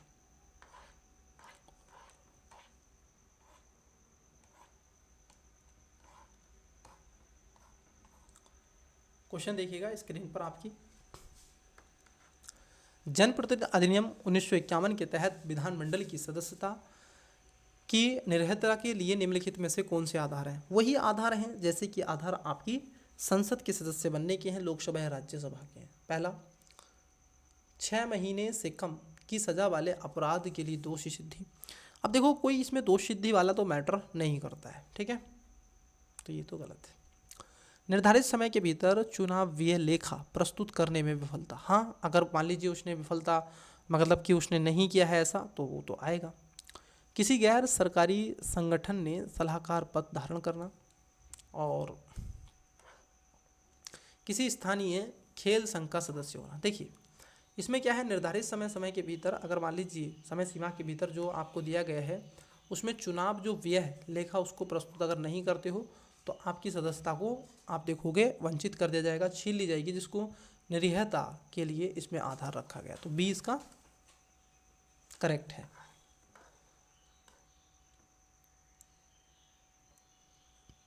नेक्स्ट, राजनीतिक दलों के चुनाव प्रचार के संदर्भ में निम्नलिखित कथनों पर विचार करें। 3 स्टेटमेंट है। पहला, कोई भी राजनीतिक दल चुनाव प्रचार के लिए सरकार के स्वामित्व वाले टेलीविज़न और रेडियो चैनलों का उपयोग नहीं कर सकता। क्या बात सही है? बिल्कुल, ये बात तो सही होनी चाहिए, क्योंकि वो अपने हित में नहीं करेगा। ठीक है, लेकिन अगर स्टूडेंट्स हम देखिए, ये कह रहे हैं कोई भी राजनीतिक दल चुनाव प्रचार के लिए सरकार के स्वामित्व वाले टेलीविज़न और रेडियो चैनलों का उपयोग नहीं कर सकता, ये गलत है।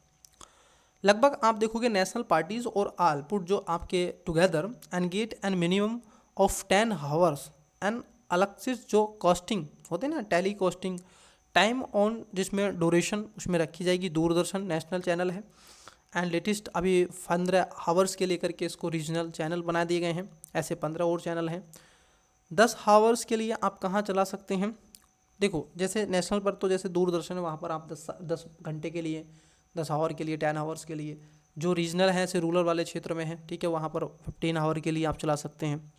Broadcasting time on this national book होक अप ऑफ एयर में आप कितना चला सकते हैं? AIR में 15 घंटे चला सकते हैं ब्रॉडकास्टिंग, उसमें भी आपको, ठीक है, उसमें स्टेशन पर आप क्या आते हैं। तो कई ऐसे दूरदर्शन चैनल है, ठीक है, तो ये सारी चीज़ें इसमें रखी गई। तो पहला गलत है, चलता है बच्चे, पहला गलत है।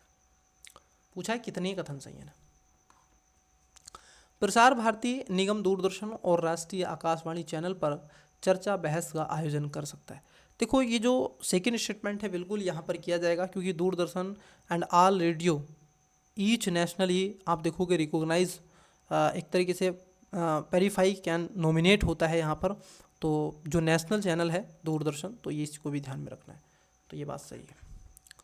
इस तरह की चैनल चर्चा के लिए संचालकों, मतलब कि आप देखोगे मॉडरेटर के नाम प्रसार भारती निगम द्वारा निश्चित किए जाते हैं। तीसरा भी इसमें सही है। तो कितने सही हैं? 2 इसमें सही हैं, पहला गलत था।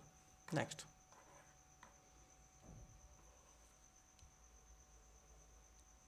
क्वेश्चन नंबर है 80। बताइएगा इसका करेक्ट आंसर क्या है। वीडियो को पॉज करके पढ़ें। Indo Pacific economy framework for prosperity, मतलब कि IPEF का प्रारंभ संयुक्त रूप से संयुक्त राष्ट्र अमेरिका और इंडो पैसिफिक क्षेत्र के अन्य भागीदार देशों द्वारा किया गया था। IPEF के निम्नलिखित में से किन स्तंभों में भारत शामिल है? अब बताइएगा किन स्तंभों में भारत को शामिल किया गया है। ये ऑप्शंस आपको हैं और ये स्टेटमेंट है। जैसे स्तंभ नंबर आपका 1 है, क्या उसकी बात करता है? तो स्तंभ मतलब कि व्यापार, तो भारत इसमें शामिल नहीं है, ठीक है, पहली बात। तो IPEF मेंबर कंट्री में यूनाइटेड नेशन स्टेट है, Australia, India, Brunei, Fiji, Indonesia, Japan, south Korea, Malaysia, New Zealand, Philippines, Singapore, Thailand and Vietnam, ये सब रखे गए हैं। तो जो पिलर 1 है वो ट्रेड है, तो भारत क्या इसमें शामिल किया गया है? तो भारत इसमें शामिल नहीं है। वन सेकेंड, भारत के बारे में पूछा ना? हाँ, भारत शामिल है नहीं, तो पहले वाले में भारत शामिल नहीं है, अब इसमें नहीं है ना, तो आंसर आ जाएगा 2, 3, 4। तो जो आपका आपूर्ति, ठीक है, श्रृंखला है, स्वच्छ अर्थव्यवस्था है, निष्पक्ष अर्थव्यवस्था है, तो इसमें ये आता है। लेकिन व्यापार स्तंभ के रूप में भारत इतना नहीं आता है, इसको थोड़ा ध्यान में रखना है, क्योंकि पिलर 1 में ट्रेड है, सप्लाई चेन है, फिर ये सारी चीज़ें, तो भारत पिलर 1 में नहीं आता है। चलिए, हम व्यापार करते हैं, हम करवाते नहीं हैं व्यापार, ठीक है, दूसरे देशों को नहीं देते, हम दूसरे देशों से लेते हैं। भारतीय गुणवत्ता परिषद, मतलब कि क्वालिटी जो काउंसिल ऑफ इंडिया है, उसके बारे में पूछा गया है। वाणिज्यिक और उद्योग मंत्रालय QCI के लिए नोडल मंत्रालय के रूप में काम करता है। क्या बात सही है? हाँ जी, ये बात सही है। और आपने देखा होगा जो QCI के रूप में नॉन प्रॉफिट ऑर्गेनाइजेशन है, रजिस्टर किया गया अंडर जो आपके सोसाइटीज़ रजिस्ट्रेशन जो एक्ट है आपका, आप देखोगे 21 का, 1980 में इसको लाया गया था नोडल मिनिस्ट्री के तहत, डिपार्टमेंट ऑफ इंडस्ट्रियल पॉलिसी और प्रमोटेशन under of the ministry of commerce and industry. तो यहाँ पर पहला सही है। भारत के राष्ट्रपति QCI के अध्यक्ष की नियुक्ति करते हैं। देखो ये बात यहाँ पर गलत हो जाएगी क्योंकि प्राइम मिनिस्टर इसको अपॉइंट करते हैं या फिर चेयरमैन, ठीक है, तो ये ध्यान में रखना। कौन करते हैं? प्राइम मिनिस्टर, या और कौन करते हैं? प्राइम मिनिस्टर हो सकते हैं या फिर चेयरमैन, ठीक है। तो सेकंड गलत है, पहला सही है। सही पूछा है, ये इसका राइट आंसर है। रिपोर्ट दे के रखी है और संगठन है, जैसे महासागर की स्थिति रिपोर्ट। अब देखो यूनेस्को तो महासागर की रिपोर्ट नहीं निकालेगा, दैट्स सेट, ये तो आपको मालूम ही है कि भाई ये तो महासागर की रिपोर्ट नहीं निकालेगा, ये निकालता है। देखो यूनेस्को खासतौर पर स्टेट ऑफ ओशियन रिपोर्ट्स हाईएस्टली की नॉलेज के रूप में निकालता है, इसको ध्यान में रखने का। एक डाटा देता है ओशियन का, वार्मिंग, जैसे ओशियन वार्मिंग कितनी हो रही है, वो सारी चीज़ें बिल्कुल करेगा। लगातार जैसे क्लाइमेट चेंज हो रहा है, गर्म कितना हो रहा है ओशियन, ठीक है।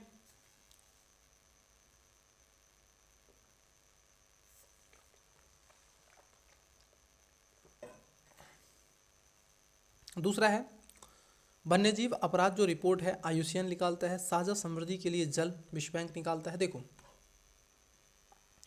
जो वन्यजीव अपराधों की बात कर लें तो जिसमें वर्ल्ड लाइफ जो क्राइम रिपोर्ट आती है ये निकालता है आपका ऑर्गेनाइजेशन, जिसमें United nation office on drugs and crime, ठीक है, ना कि IUCN। तो सेकंड गलत है इसमें, ये सही है। साझा समृद्धि के लिए जल तो बहुत ज़रूरी है, विश्व बैंक के द्वारा इसको प्रकाशित किया गया। तो इसका करेक्ट आंसर क्या होगा? 1 और 3 इसका राइट आंसर होगा, ऑप्शन नंबर सी। नेक्स्ट, निम्नलिखित कथनों पर विचार करना है। कथन 1, कथन 2 है, आइए देखते हैं। किसी उम्मीदवार द्वारा धार्मिक आधार पर मत देने की कोई भी अपील एक भ्रष्ट चुनावी आचरण है। बात सही है। अगर मान लीजिए कोई धर्म के आधार पर वोट मांगता है तो वो इसके अंतर्गत आएगा, ये बात सही है। कारण है क्योंकि ऐसा है कि भारत का निर्वाचन आयोग किसी भी भ्रष्ट चुनावी आचरण के मामले में चुनाव रद्द कर सकता है। देखो नहीं, उसको चुनाव रद्द करने का अधिकार नहीं दिया गया है, ठीक है, ध्यान में रखना इसको। यह election commission of India has the power to stops an election but does not have the power to cancel election. वो कलेक्शन को जो इलेक्शन है उसको कैंसिल नहीं कर सकता, उसको रोक सकता है कुछ समय के लिए, ठीक है, कैंसिल नहीं करेगा। तो पहला सही है, दूसरा गलत है।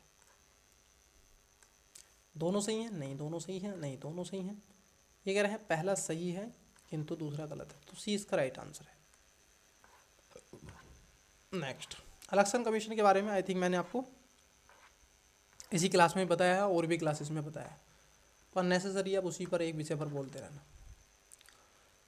थेयम को निम्नलिखित में से किस रूप में सर्वश्रेष्ठ रूप से वर्गीकृत किया जाता है? किसके बारे में पूछा है? थेयम के बारे में पूछा है, बताओ बेटा। थेयम, ब्रेतम, रेस्टोलिक्स, Theyyam performance and tribal culture dance है ये। तो क्या है? एक बताइएगा। एक आदिवासी संस्कृति का नृत्य के रूप में इसको जाना जाता है, ठीक है। और ये यूनाइटेड किंगडम में फर्स्ट टाइम देखने के लिए मिला था, ठीक है, मालाबार के क्षेत्र में, मुडप्पन वाले क्षेत्र में, ठीक है। तो इसको ध्यान में रखना है थेयम को।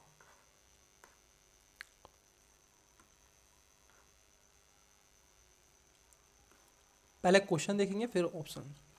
हाल ही में भारतीय साक्ष्य अधिनियम इंडियन एविडेंस एक्ट IEA 1872 को प्रतिस्थापित कर जुलाई 2024 को लागू किया गया। अब इस संदर्भ में आपसे पूछे हैं 3 स्टेटमेंट, देखिए बताइए, सही पूछ रहा है आपसे। पहला, अधिनियम इलेक्ट्रॉनिक संसाधनों के माध्यम से गवाहों से पूछताछ की अनुमति देता है। मतलब कि जो गवाह हैं, ठीक है, उनसे क्या इस पर पूछा जा सकता है। पुलिस अधिकारियों के समक्ष दिए गए बयान अधिनियम के तहत साक्ष्य के रूप में स्वीकार्य नहीं, ये स्वीकार नहीं होते हैं बच्चे। अगर मान लीजिए स्वीकार हो गए बाय द वे तो पुलिस इतना कूटेगी ना, उसका फिल्म बना देगी। तो यहाँ पर सेकंड जो स्टेटमेंट है वो गलत है, C और D तो निकल गए। अधिनियम के तहत संयुक्त मुकदमा खासतौर पर ज्वाइंट ट्रायल की नीति अवधारणा प्रस्तुत की गई है, नहीं, ये भी गलत है। तो यहाँ पर पहला सही हो जाएगा। करेक्ट आंसर क्या होगा? ऑप्शन नंबर ए इसका राइट आंसर हो जाएगा। नेक्स्ट, केंद्रीय सतर्कता आयोग, फिर से मैंने ये क्वेश्चन आपको करवाया था अभी, बताइएगा इसका करेक्ट आंसर। बिल्कुल इजी है, इसका करेक्ट आंसर दें, कमेंट्स करें।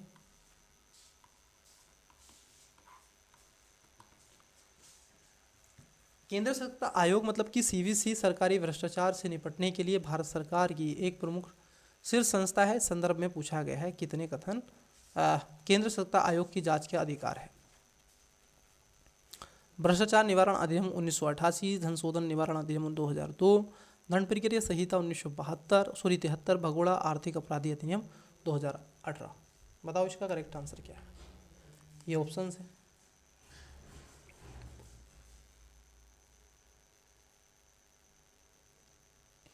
बहुत इजी वे में इसका आंसर आप निकाल सकते हैं। बस ये ध्यान रखना चाहिए सीबीसी कब बना था और ये कब कब बने हैं। प्रधानमंत्री और घटनाएं हैं, जैसे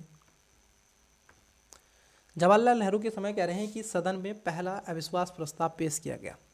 देखो बच्चे, अगर सदन की बात कर लें तो पहला जो अविश्वास प्रस्ताव ही पेश किया गया था वो जवाहरलाल नेहरू के समय, ठीक है, प्राइम मिनिस्टर रहे थे।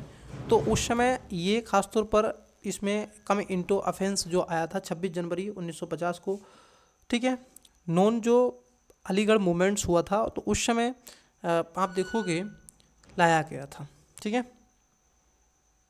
तो उस समय था 1962 में, जब आप देखोगे साइनो इंडियन बार हुआ था, है कि नहीं। इंदिरा गांधी के समय तो ये लाया गया था। तो पहला जो स्टेटमेंट है जवाहरलाल नेहरू शिमला समझौता, देखो ये लाल बहादुर शास्त्री शिमला जो समझौता है ये नहीं इनके समय हुआ था, ठीक है। क्या हुआ था, क्योंकि 66 में आए थे और ये 72 में हुआ था बांग्लादेश के समय, इंदिरा गांधी के समय हुआ था ये।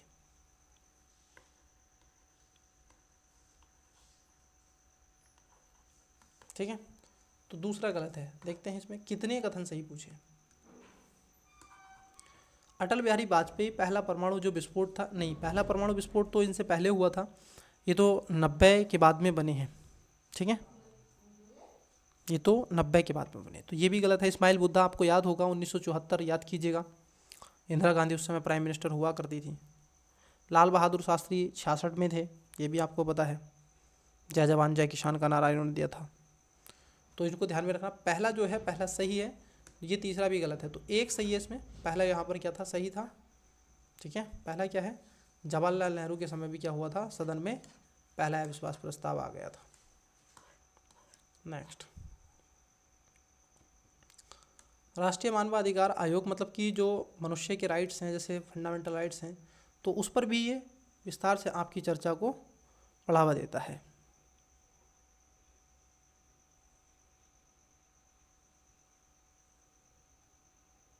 चलिए देखिए,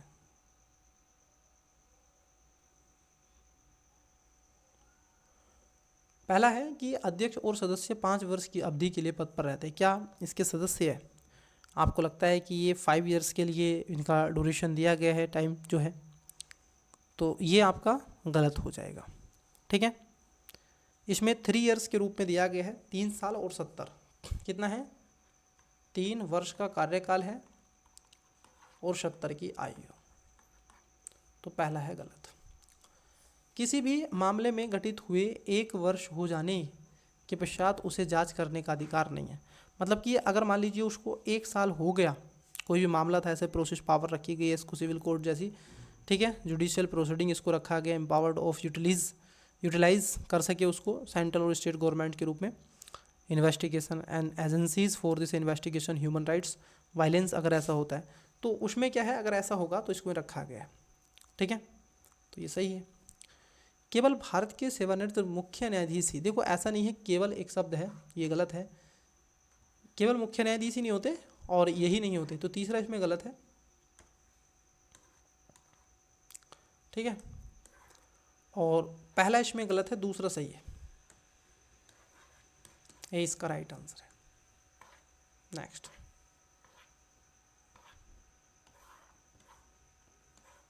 देखिए 89 नंबर, प्रकाश सिंह बाद में ऐतिहासिक निर्णय में सर्वोच्च न्यायालय ने सितंबर 2006 में सभी राज्यों और केंद्र शासित प्रदेशों को पुलिस सुधार लागू करने का निर्देश दिया था।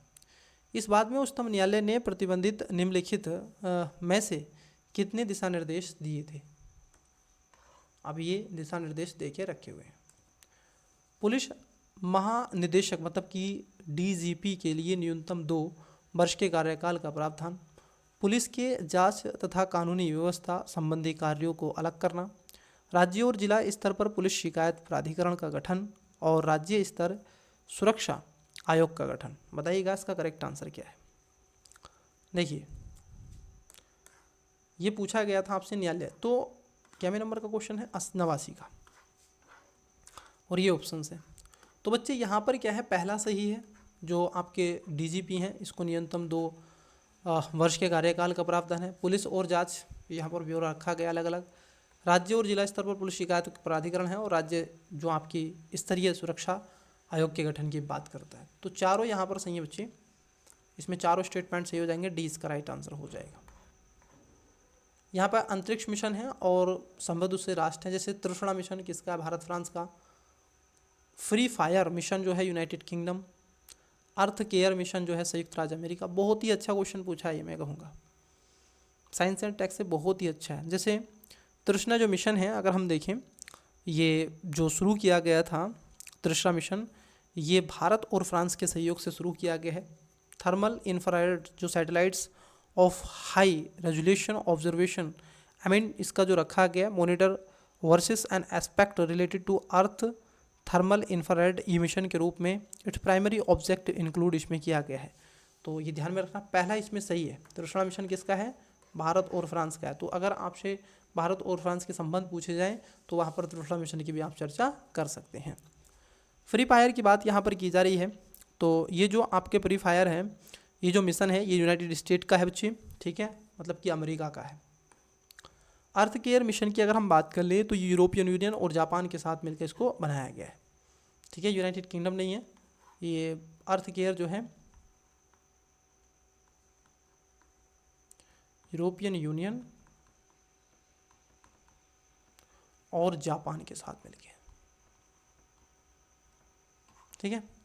तो दूसरा भी गलत है, तीसरा भी सही पूछा है, एक सही है केवल।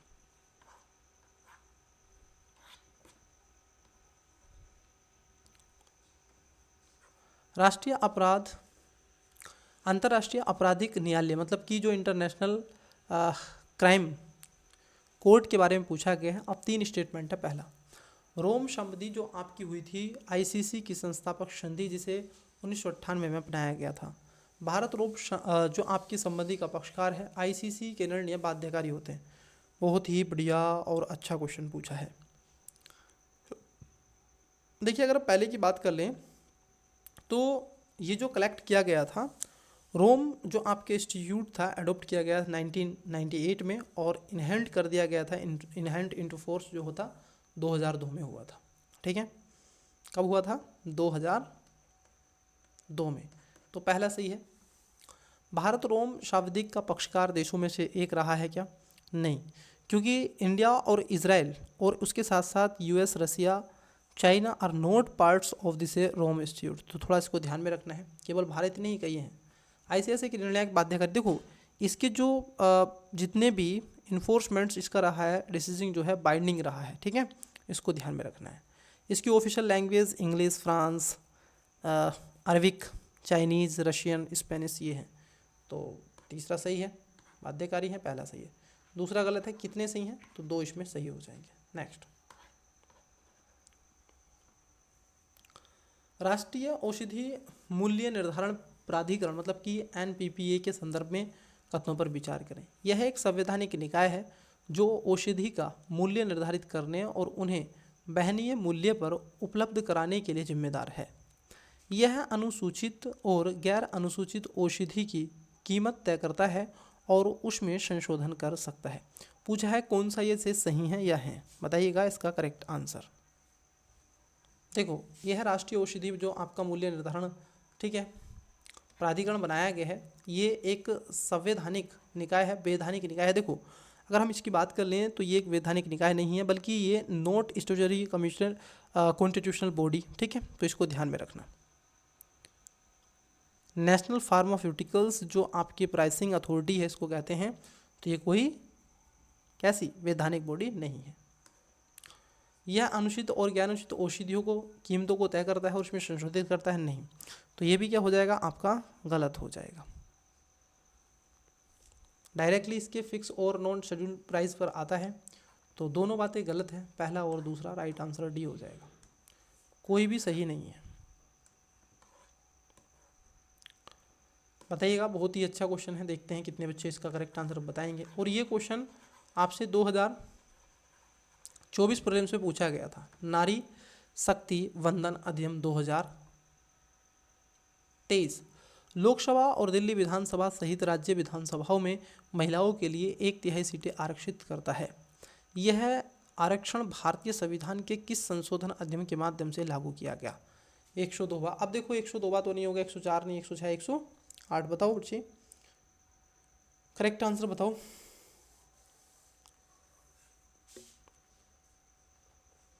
और इसमें क्या होगा ना, लोकसभा में और राज्यों की विधानसभा में महिलाओं को इनका एनरोलमेंट बढ़ेगा, वो 50-50 पर महिलाएं आएंगी। तो बताओ बेटा किस में? इसका राइट आंसर आप ही को देना है कमेंट्स में, ठीक है? 93 का। चलिए, यकीन नहीं होता तो देख लीजिएगा एक बार, टेस्ट जो पेपर है उठा करके उसमें आपको मिल जाएगा। राष्ट्रीय परीक्षण एजेंसी मतलब कि एनटीए, नेशनल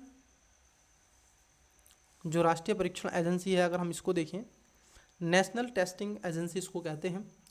पहला, नेशनल टेस्टिंग एजेंसी एनटीए शिक्षा मंत्रालय के अधीन एक सरकारी विभाग है। क्या ये एजुकेशन मिनिस्ट्री के तहत आती है? तो पहला गलत है, क्योंकि एक तरीके से ऑटोनोमस और सेल्फ सस्टेनेट्स एक तरीके से टेस्टिंग ऑर्गेनाइजेशन के रूप में रखा गया है, ना कि शिक्षा मंत्रालय के तहत। एनटीए के अध्यक्ष की नियुक्ति शिक्षा मंत्रालय द्वारा की जाती है।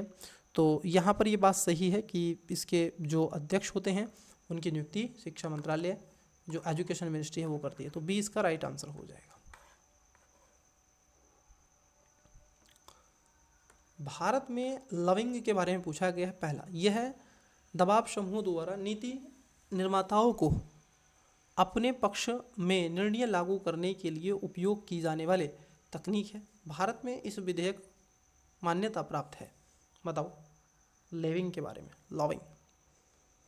तो देखो भारत में इसे विधिक मान्यता प्राप्त नहीं की गई है, ठीक है, जो लॉबिंग है। हाँ, पहला इसमें सही हो जाएगा, तो right answer option number A हो जाएगा।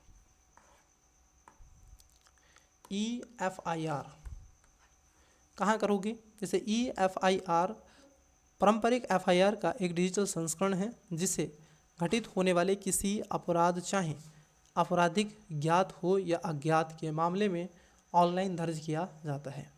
EFIR केवल गैर संज्ञेय अपराधों के लिए दर्ज की गई जाती है। मतलब कि जो शिकायत है वो कौन सी होगी?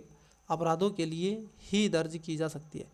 किसमें? केवल ऐसे गैर संज्ञेय अपराध है, केवल एक शब्द है। बताइएगा इसका राइट आंसर कौन सा सही है? तो पहला इसमें सही है, दूसरा इसमें गलत है, ठीक है। और गलत है केवल, केवल इसमें गैर संज्ञेय नहीं, संज्ञेय अपराधों की भी बात करता है, ठीक है। चलिए, तो इसका क्या आंसर हो जाएगा? सही पूछा है, सॉरी आपसे सही पूछा है बच्चे, सॉरी सही पूछा है यहाँ पे। तो ए इसका राइट आंसर हो जाएगा।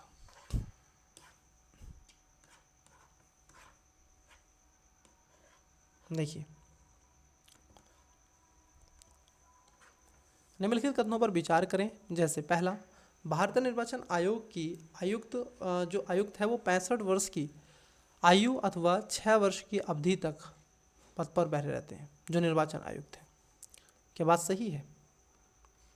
पहली वाली बात बिल्कुल सही है, 6 वर्ष या 65। संघ लोक सेवा आयोग के सदस्य 65 वर्ष की आयु अथवा 6 वर्ष की अवधि तक अपने पद पर रहते हैं। मैंने आपको दिया था, यही क्वेश्चन पूछा था, तो ये बात भी आपकी सही है। लोक सेवा आयोग के सदस्य 65 वर्ष की आयु अथवा 6 वर्ष की अवधि तक अपने पद पर रहते हैं। किसके? राज्य लोक सेवा आयोग के। क्या ऐसा है यहाँ पर राज्य लोक सेवा आयोग में? तो गलत है, क्योंकि इसमें 6 ईयर्स का तो रखा गया है अंटिल, लेकिन यहाँ पर 62 वर्ष है। कितना? 62 वर्ष तक है।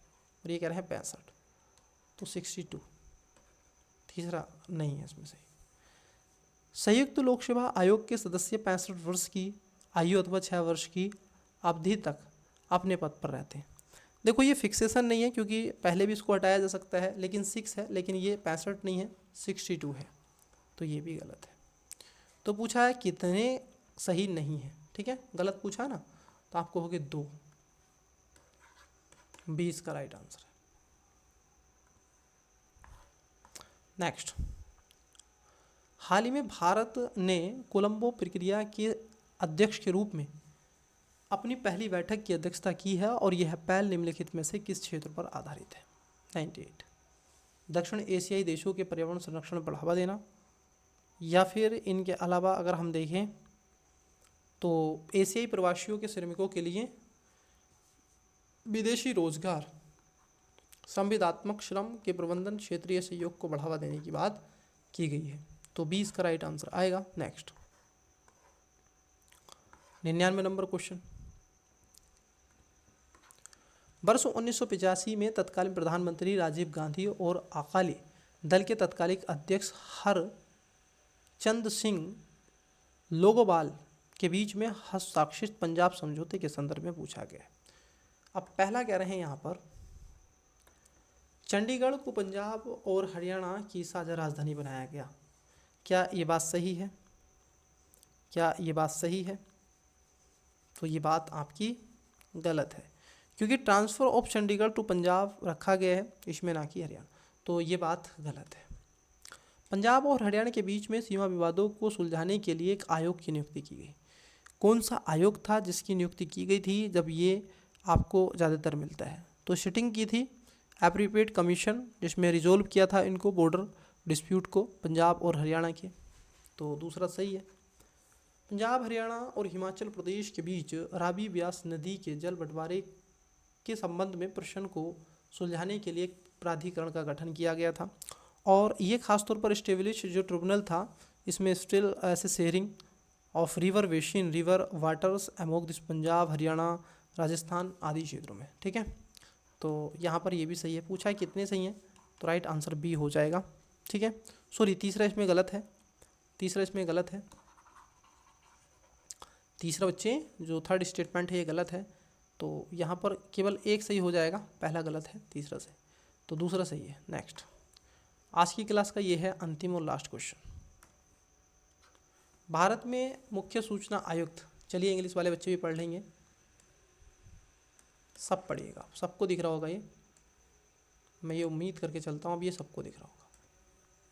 100, भारत में मुख्य चुनाव सूचना आयुक्त मतलब कि CIC के संदर्भ में पूछा है। CIC अपना वार्षिक प्रतिवेदन भारत के राष्ट्रपति के समक्ष प्रस्तुत करता है। CIC के वेतन और भत्तों या भत्ते भारत की संसद निधि पर भारित होते हैं। बताइएगा इसका करेक्ट आंसर क्या हो जाएगा, फिर से देख लो, वेतन और भत्ते भारत की संसद निधि पर भारित होते हैं, नहीं। अपना वार्षिक प्रतिवेदन राष्ट्रपति के समक्ष प्रस्तुत करता है, नहीं। तो यहाँ पर दोनों ही गलत हैं, डी इसका राइट आंसर हो जाएगा बच्चे। तो ये था विजन IAS का बच्चे टेस्ट आपका जो हमने लिया और कंप्लीट किया, ठीक है।